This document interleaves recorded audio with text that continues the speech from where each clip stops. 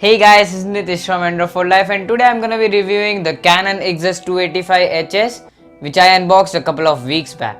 So if you want to watch the unboxing video, I will leave a card up here and also I will link it in the description box below. So make sure to check it out if you haven't watched it yet. Anyways, this is the Canon EXUS 285HS and today I'm gonna be going over all the pros and cons of this camera. So without any further ado, let's get started.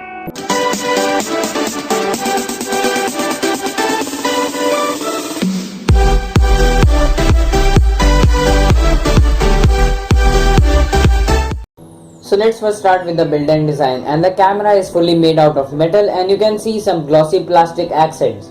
You can totally feel the cold touch of the aluminum used on the camera, which is awesome.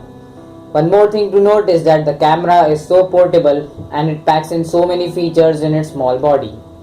Overall, I feel that there is no compromise made by Canon in the build and design department. Now let's go through the specs of the camera. It has a Digic 4 Plus processor which is used in Canon DSLRs, which is a good thing, a 20.2 megapixel sensor, image stabilization, 3.0 inch screen, tracking autofocus, ISO from 80 to 1600, Wi-Fi, NFC, 12x optical zoom and 1080p video. And that's a lot for what you are paying.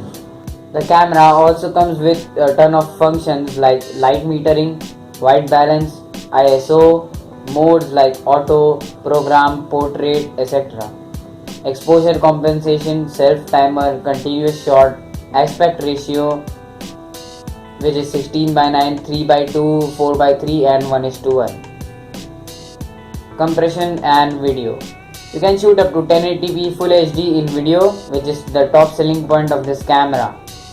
By the way, the screen quality looks just average as viewing angles are just okay, but all cameras have such problems, so nothing to worry about that.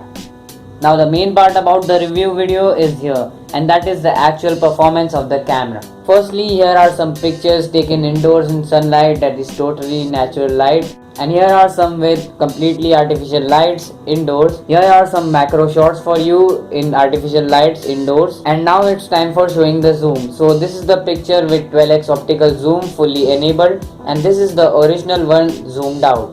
Now it's time for the video samples. So this video is shot outdoors handheld and the footage seems smooth thanks to the stabilization. And the overall quality is awesome. But when you move indoors, there is some noise generated, which is added to the videos in artificial lighting. But if you add in more lights, the noise gets decreasing. And again, this footage is shot handheld, so you can see how the stabilization works in this camera. So guys, that might have given you the idea about camera's performance in all types of situations. So the question finally arrives, should you buy it or not? I would certainly say yes if you want to get it for recording 1080p Full HD videos and taking incredible shots with a point and shoot camera, and you have the budget of 12,000 rupees. Also, I will provide the link to buy it in the description box below. So guys, that wraps it up for this video. Hope you guys enjoyed it, and if you did, please do hit the like button. Also comment down below for queries about this camera. Subscribe for more such videos, and bye for now.